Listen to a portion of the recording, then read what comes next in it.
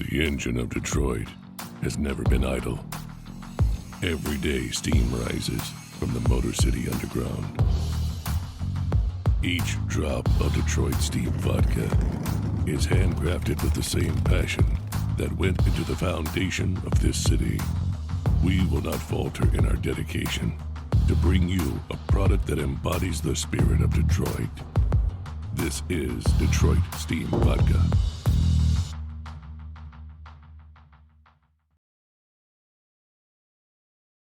Christine Ferretti. The Detroit News published 10:45 p.m. Eastern Daylight Saving Time, July 4, 2019. Detroit. After more than a year of delay, efforts are finally underway to give new life to a long-vacant historic hotel in the shadow of Little Caesars Arena.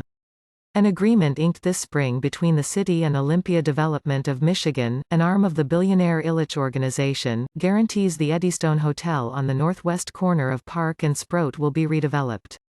But some argue the project lag that prompted the New Deal is a foreshadowing of what might never come. The hotel is part of a 50-block entertainment district, dubbed District Detroit, that was expected to transform the area surrounding the new hockey venue by 2017. Deadlines outlined in a master agreement came and went, and little has materialized. It's over a year behind schedule, and they opened the arena ahead of schedule. It underscores where their priorities lie in terms of rebuilding a neighborhood that was supposed to be part of District Detroit, said Francis Grunow, chairman of the Neighborhood Advisory Committee established for the arena project. Eddystone, in my mind, is an example for the rest of the district. If we can't get started with a building like the Eddystone, what hope do we have for the rest of the district? The hotel is the sole property in the overall arena district plan that the city of Detroit has enforcement rights over. Its authority is tied to a 2015 compromise on a rezoning plan that resulted in a second historic hotel, the Park Avenue, being razed. Olympia, however, hasn't faced any penalties or blight violations for failing to have the Eddystone ready for commercial and residential tenants within a year of the 2017 completion of the arena, said Arthur Jemison, Detroit's Chief of Services and Infrastructure. The city spent about a year negotiating with Olympia, with the goal of causing a development to occur. The original letter outlining redevelopment, he added, did not make any comment about whether or not we could fine or ticket them. This is a case where we wanted to use our energy to get a development to happen, Jemison told the Detroit News. The test that we'd like to take is, have we turned the Eddystone into something that has enforceable elements to it, and I think that we have. Tiffany Crawford, a spokeswoman for the city's Building Safety Engineering and Environmental Department, added, during negotiations of this nature, the city does not issue violations, unless it involves an immediate life safety issue. Olympia in May won approval from Detroit's Downtown Development Authority on its new, $40.8 million plan to transform the Eddystone with about 100 residential units, 20% of which offered at affordable housing rates. It includes 10 key milestones and is slated for completion in 2021. The deal also features a unique protection for the city, a $33 million performance bond that will allow the city to have a third-party vendor to step in if the still-to-be-named developer defaults on the project. Ed Scenes, a spokesman for Olympia, said the company has provided the assurance to further demonstrate our confidence and commitment to redeveloping the hotel. We are highly confident that we will accomplish each step and are committed to achieving each of the milestones, told the Detroit News. Work at the hotel has been underway since last year, Scenes said.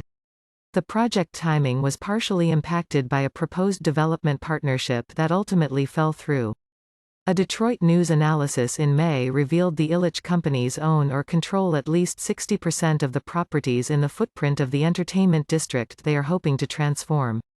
The investigation found 24 vacant buildings and 46 vacant lots under Ilitch control, spread throughout the district. Olympia had aimed to transform the area by 2017, but more than a dozen of the 50 blocks are now more vacant than when the plan launched in 2014, the news found. Confirmed that there's no plan before the DDA for the parcel, but said discussions are ongoing to identify next steps.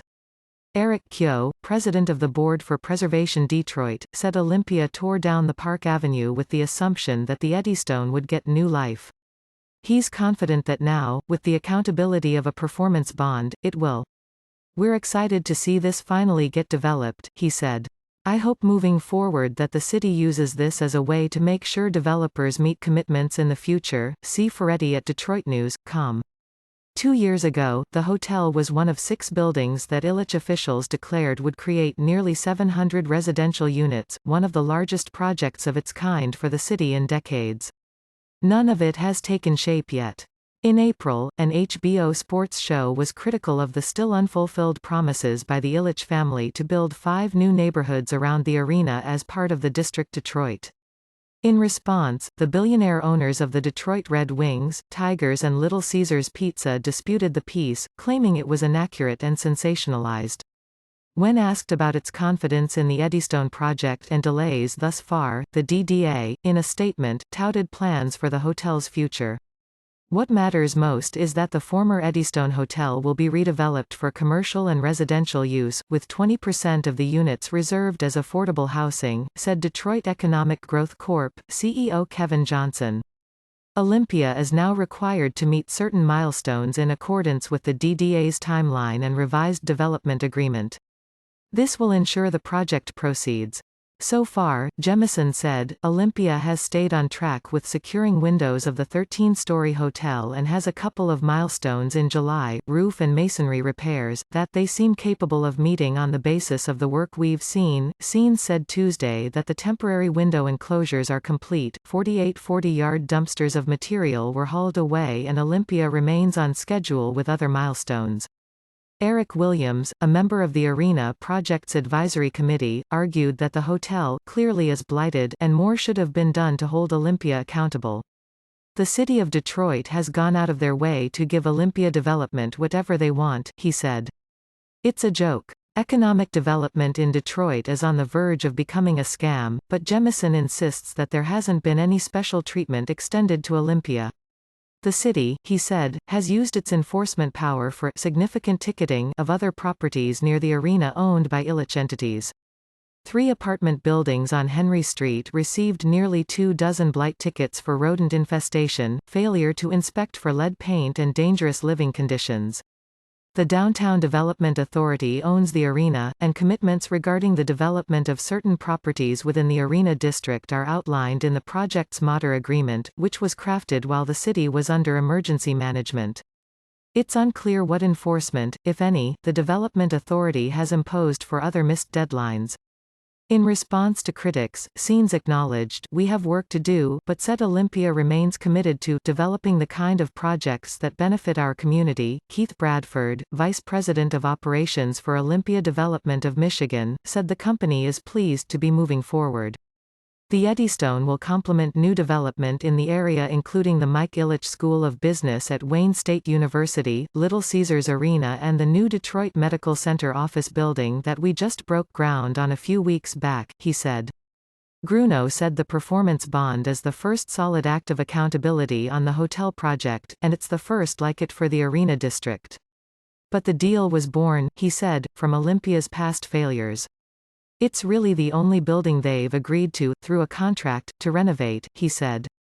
They've promised to do a number of other buildings, but the city has no recourse on any other projects. Last week, an unrelated deadline for Olympia to submit a development plan for another section of the district elapsed. That milestone, Jemison said, is tied to the master agreement for the arena that the mayoral administration doesn't have jurisdiction over. Charlotte Fisher, a spokeswoman for the DDA,